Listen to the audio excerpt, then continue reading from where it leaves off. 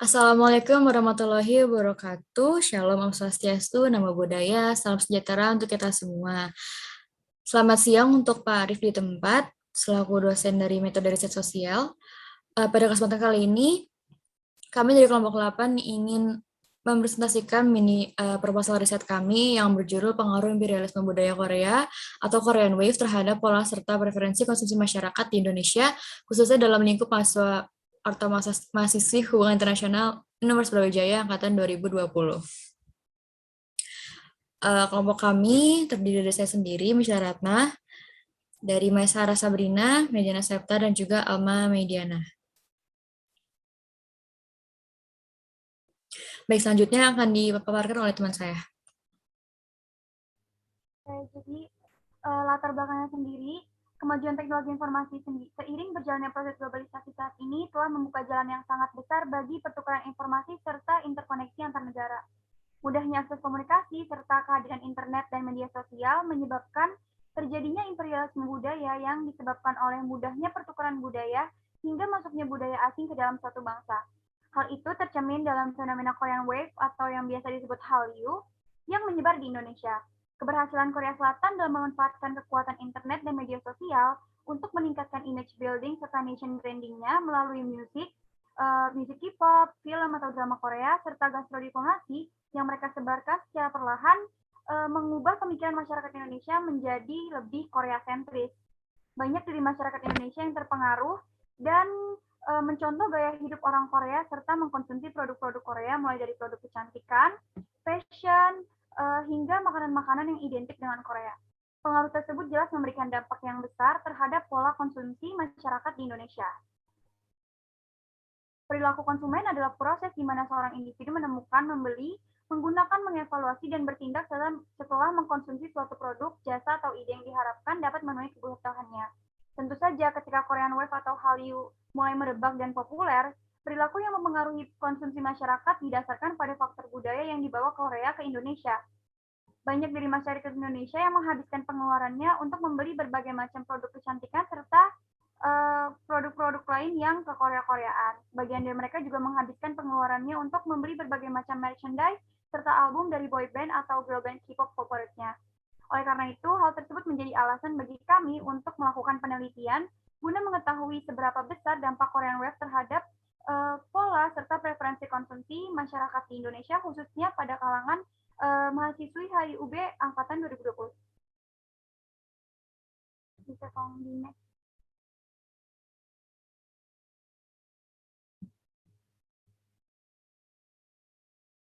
Untuk rumusan masalahnya, kita memilih apakah imperialisme budaya Korea berpengaruh terhadap preferensi serta perilaku konsumsi di Indonesia, khususnya bagi mahasiswa atau mahasiswa HIUB angkatan 2020.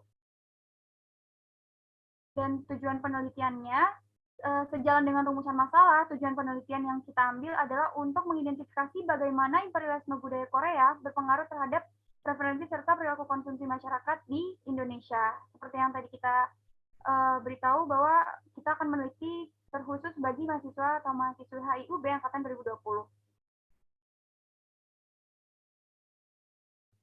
Untuk imperialisme budaya sendiri merupakan dua proses yang saling terkait antara dominasi budaya dan penyebaran budaya di satu negara hingga berkembang di negara lain.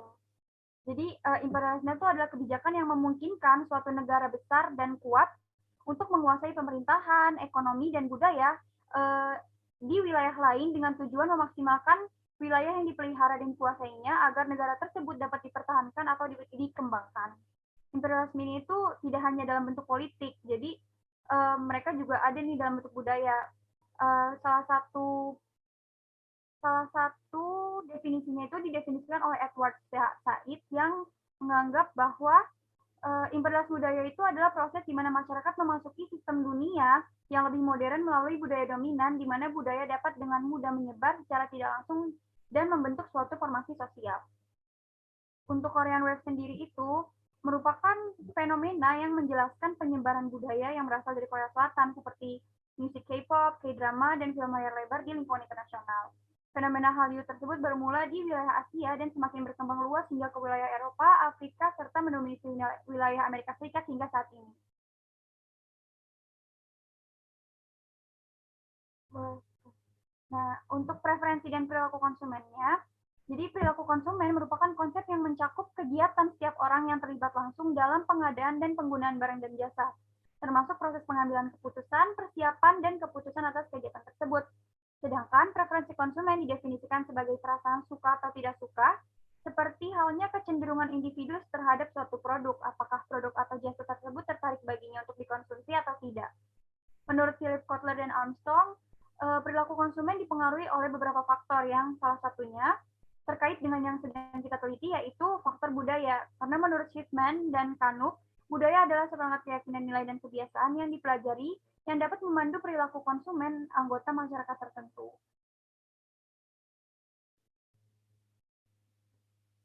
Selanjutnya akan dilanjutkan oleh rekan saya. Ya, baik. Selanjutnya kita masuk ke dalam hipotesis atau argumentasi. Hipotesis atau argumentasi adalah argumen utama sebuah jawaban yang sifatnya masih sementara karena jawaban pasti masih belum tersedia karena belum diuji dengan metode penelitian kualitatif dari pertanyaan penelitian itu sendiri. Hipotesis dalam penelitian ini adalah terdapat pengaruh dari adanya imperialisme budaya Korea atau Korean Wave terhadap pola serta preferensi konsumsi dari masyarakat di Indonesia, khususnya yang terdapat pada mahasiswa-mahasiswi Prodi Hubungan Internasional Universitas Brawijaya Angkatan 2020. Argumen ini berangkat dari asumsi mengenai imperialisme budaya yang menyebutkan bahwasanya dalam imperialisme budaya terdapat kebudayaan asing yang bersifat lebih kuat serta adanya sebuah dominasi terhadap suatu golongan masyarakat sehingga mengakibatkan warganya kehilangan kepribadian dan identitasnya. Selain itu, dalam Korean Wave itu sendiri terdapat konsep imitation yang menyatakan sebagai sebuah tindakan meniru objek panutan, serta konsep knowledge and consumerism yang menyatakan perilaku seorang untuk mengikuti suatu hal yang sedang menjadi tren. Mengingat bahwasanya Korean Wave sedang tren belakangan ini sehingga mendorong orang-orang untuk melakukan perilaku seperti objek panutannya dan mengikuti tren tersebut sehingga mempengaruhi pola preferensi konsumsi terhadap barang-barang efek dari adanya Korean Wave. Next. Kita masuk ke dalam metode penelitian. Dalam sebuah penelitian, metode penelitian digunakan untuk mencapai tujuan menghasilkan sebuah kerangka berpikir, serta beberapa data yang dinilai dibutuhkan agar sebuah penelitian bersifat ilmiah, sistematis, serta kronologis. Metode penelitian yang dilakukan penulis adalah dengan mengumpulkan data, kemudian dianalisis untuk menghasilkan sebuah kesimpulan hasil akhir. Yang pertama, tipe dan ruang lingkup penelitian. Tipe yang penulis gunakan adalah tipe penelitian deskriptif kualitatif. Tipe penelitian ini memiliki tujuan untuk menjabarkan atau menggambarkan masalah atau kasus yang sedang diteliti oleh penulis dengan menggunakan bantuan dari data maupun fakta dari sumber-sumber tertulis, baik secara cetak maupun online yang telah dikumpulkan oleh penulis. Serta ruang lingkup penelitian ini berfokus kepada pengaruh dari imperialisme budaya Korean Wave terhadap pola serta preferensi konsumsi mahasiswa maupun mahasiswi Prodi Hubungan Internasional Universitas Brawijaya Angkatan 2020. Kemudian teknik pengumpulan data. Peneliti menggunakan teknik pengumpulan data dengan untuk wawancara, khususnya wawancara terstruktur, di mana mengumpulkan data dengan proses tanya jawab secara lisan ataupun non-lisan dan berlangsung secara satu arah. Beberapa pertanyaan diajukan oleh penulis kepada objek penelitian yang akan memberikan jawaban dari pertanyaan pewawancara. Kemudian teknik analisis data. Teknik analisis data yang digunakan adalah teknik analisis data kualitatif atau juga dapat disebut analisis data non-statistik.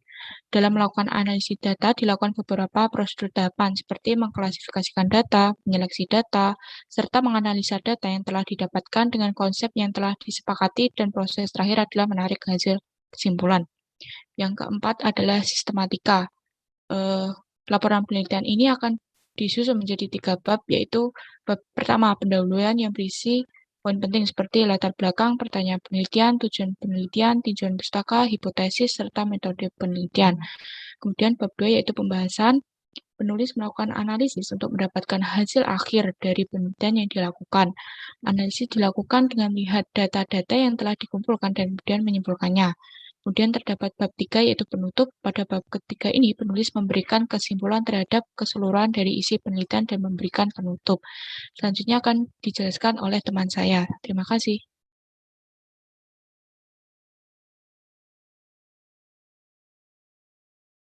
Baik, selanjutnya saya akan menjelaskan terkait pembahasan. Baik, dari kelompok kami mendapatkan narasumber atau informan pada penelitian ini berjumlah 12 orang yang merupakan mahasiswa program studi hubungan internasional Fakultas Ilmu Sosial dan Ilmu Politik Universitas Sriwijaya tahun angkatan 2020.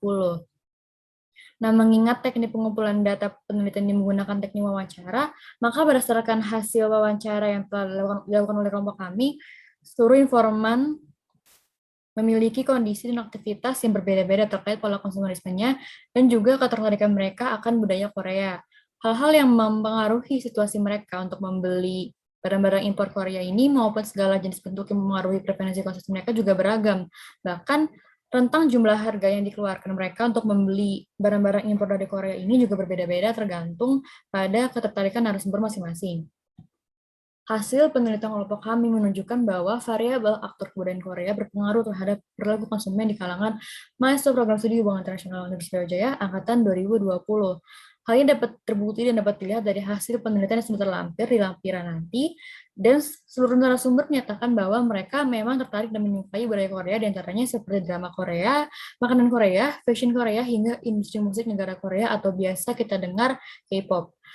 Menurut penelitian kami, rata-rata para narasumber ini, mereka ini terpengaruh akan budaya Korea dikarenakan produk barang impor yang ditawarkan cukup menarik dan juga nggak jarang muncul di sosial media, mengingat kalangan anak muda sekarang erat juga dengan sosial media.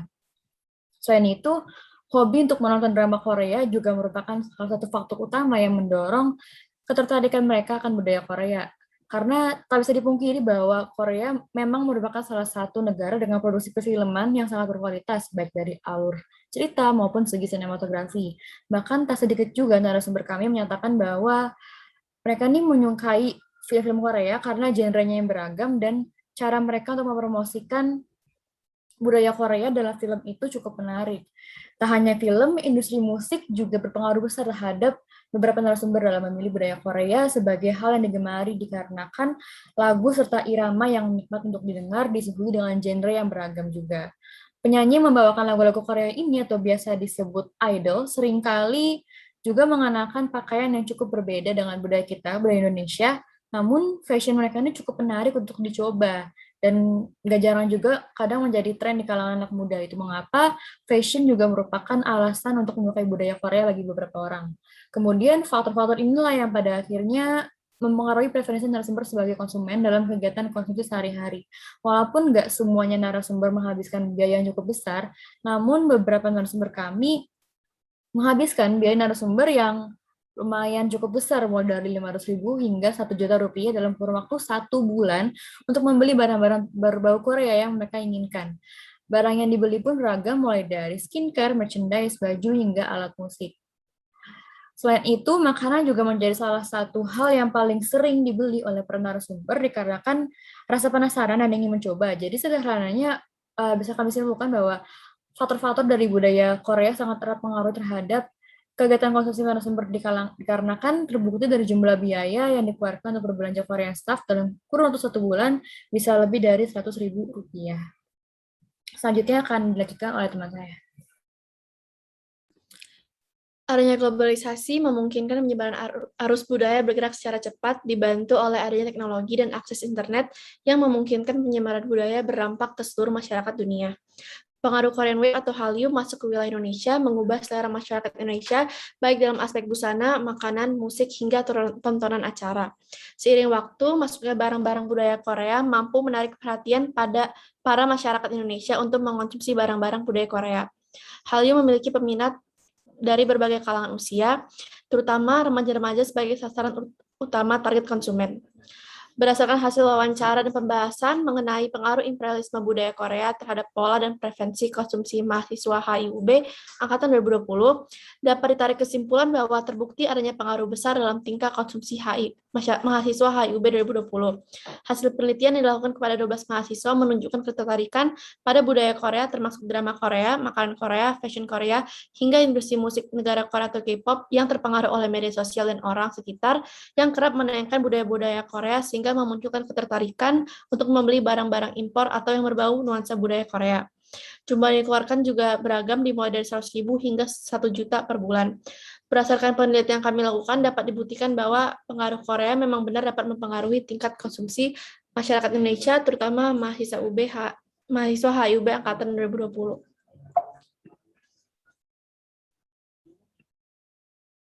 Baik, sekian presentasi dari kelompok kami terkait imperialisme Korean Wave. Kurang lebihnya mohon maaf apabila ada salah kata. Terima kasih banyak Pak Arif Setiawan selaku dosen. Kurang lebihnya mohon maaf. Wassalamualaikum warahmatullahi wabarakatuh.